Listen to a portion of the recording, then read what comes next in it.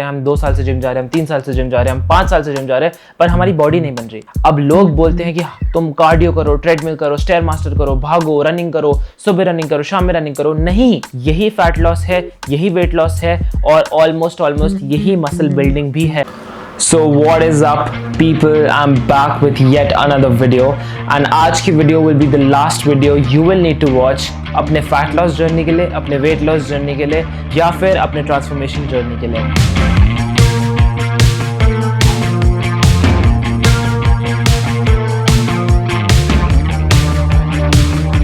आज के वीडियो में आप स्टेप बाय स्टेप सीखेंगे कि कैसे आप एक बल्ट अप फिजिक या फिर एक ओवरवेट फिजिक से आप एक श्रेडेड या लीन फिजिक की तरफ जा सकते हैं। ये वीडियो दोनों के लिए अप्लाई होती है, लड़कों के लिए और लड़कियों के लिए। So no matter who you are, it will work for you. Starting from the most important point, calorie deficit. Calorie deficit को लोगों ने बहुत गलत तरीके से ले रखा है एंड उसका बहुत हवा बना रखा है। Calorie deficit does not mean कि आपको अपने फेवरेट खाने को एकदम ही छोड़ देना है, शुगर एकदम छोड़ देनी है, फेवरेट अपनी डिशेस छोड़ देनी है, घर का बना हुआ खाना छोड़ देना है। ये कैलोरी डेफिसिट का मतलब नहीं होता। कैलोरी डेफिसिट का मतलब बस सिंपल सा इतना है कि जितना आपकी बॉडी को अपना वेट मेंटेन करने के लिए खाने की ज़रूरत है, आप उससे थोड़ा कम खाना खाओ ताकि वो वेट मेंटेन ना रहे और आपका वेट नीचे आ जाए। इसको एक सिंपल से एग्जाम्पल की तरफ से समझो कि मान लो आप ब्रेकफास्ट, लंच और डिनर करते हैं। आपके ब्रेकफास्ट में 3 पॉइंट्स हैं, आपके लंच में 3 पॉइंट्स हैं और आपके डिनर में 3 पॉइंट्स हैं।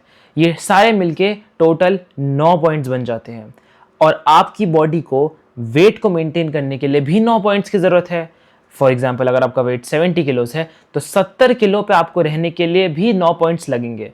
अब आपने इन सारे ब्रेकफास्ट, लंच और डिनर में से एक एक पॉइंट कम कर दिया तो अब आपके टोटल पॉइंट्स हो गए हैं 6 और आपकी बॉडी को पर अभी भी 9 की ज़रूरत है। अब 9 - 6 इज 3। अब आपकी बॉडी 3 पॉइंट्स के कैलोरी डेफिसिट में आ गई है। सिंपल सा यही खानों में होता है। हर खाने की अपनी कैलोरी होती है और अगर आप वो खाना कम खाएंगे या फिर वो खाना बंद कर देंगे तो उतनी कैलोरीज आपके डे में से माइनस हो जाएगी। पर अब going back to the example, हमने ब्रेकफास्ट, लंच और डिनर में से एक एक पॉइंट माइनस किया, पर हमने ब्रेकफास्ट, लंच और डिनर को गायब नहीं किया। हमने उसके अंदर खाना भी सेम रखा, बस हमने एक पॉइंट माइनस कर दिया। अब आप मुझसे पूछोगे कि वो एक पॉइंट हमने माइनस कैसे किया। प्रॉबेबली हमने उसमें घी थोड़ा कम कर दिया खाने में, हमने खाने की एक रोटी कम कर दी या फिर हम खाने की सब्जी की क्वांटिटी को थोड़ा और कम कर दिया। ये सब ही कैलोरी डेफिसिट होता है। अब इसके अंदर थोड़े और न्यूआंसेस होते हैं, थोड़ी और कॉम्प्लेक्सिटी होती है, जिसके लिए हमें मसल बिल्डिंग को समझने की ज़रूरत है। अब हमने कैलोरी डेफिसिट समझ लिया कि खाना कम खाएंगे तो हाँ भैया वेट लॉस हो जाएगा, बट अब हमें वेट लॉस भी करना है, बट हमें मस्कुलर भी दिखना है। हमें चाहिए हमारी डेवलप्ड मसल्स हो, डेवलप्ड स्कल्प्टेड फिजिक हमें दिखे, चाहे वो लड़कियों के लिए हो चाहे वो लड़कों के लिए हो। तो अब हम उसके लिए क्या करें? अब हमने जो खाना कम किया था ना, हम उस खाने को कम करेंगे और उस खाने के थोड़े पार्ट्स को प्रोटीन से रिप्लेस कर देंगे। मान लीजिए अभी आप खाते थे 3 रोटी, पनीर की सब्जी और थोड़ा दही। अब दही के अंदर प्रोटीन होता है बट उतना नहीं होता जितनी हमें ज़रूरत है। तो आपने क्या किया? आपने रोटी को 1 कर दिया, पनीर की क्वांटिटी को थोड़ा कम कर दिया या फिर कोई हरी सब्जी डाल ली। हरी सब्जियां या फिर सब्जियां इन जनरल, उनमें कैलोरीज बहुत कम होती हैं। कुछ सब्जियां जैसे पनीर, छोले, चने, इनमें कैलोरीज थोड़ी ज़्यादा होती हैं। आप इन्हें खाइए, इन्हें बंद मत करिए, पर इनका क्वांटिटी थोड़ा कम कर दीजिए। अब आपने क्वांटिटी कम कर दी, आपने दही है, आपके पास 1 रोटी है, आप 2 या 3 अंडे रख लीजिए प्लेट के अंदर। अब इससे हुआ क्या? कैलोरीज हमारी बढ़ी। हमने हमारी कैलोरीज को कम रखा, हमने हमारा प्रोटीन बढ़ाया और हमने माइंडफुल ईटिंग करना स्टार्ट किया। अब सबसे मेन चीज़ जो लोग गलत कर बैठते हैं इसके अंदर, वो अपनी कैलोरीज कम नहीं कर पाते, उसी के ऊपर प्रोटीन ऐड कर लेते हैं। उससे उनकी मसल्स तो बनने लग जाती है बट फैट लॉस नहीं होता। तो गाइज, ये आपके लिए सबसे इंपॉर्टेंट चीज़ है समझनी कि कैलोरीज को आपको कम करना है, खाने को आपको कम करना है और खाना कम करके आपको उस पर थोड़ा प्रोटीन ऐड करना है। वो प्रोटीन ऐड होने के बाद भी जो आपकी नेट टोटल कैलोरीज है वो फिर भी आपकी मेंटेनेंस से कम होनी चाहिए। That is it. यही फैट लॉस है, यही वेट लॉस है और ऑलमोस्ट यही मसल बिल्डिंग भी है।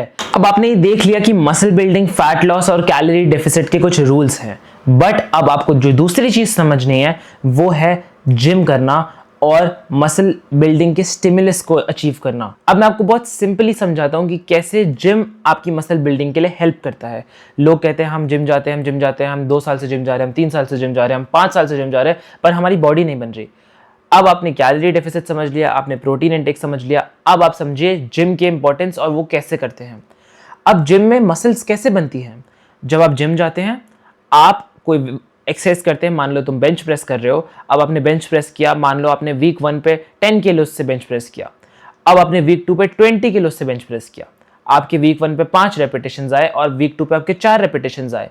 अब आपकी बॉडी को लगा कि यार ये बंदा तो हर हफ्ते जिम जा रहा है और हर हफ्ते और वेट उठा रहा है, तो क्योंकि इसका वेट उठाना बढ़ता जा रहा है, मुझे अपने आप को स्ट्रांग बनाना पड़ेगा उस पार्ट पे जहां पे वेट उठा रहा है, और वो पार्ट स्ट्रांग होगा तो आपका वेट अपने आप ज्यादा उठने लगेगा।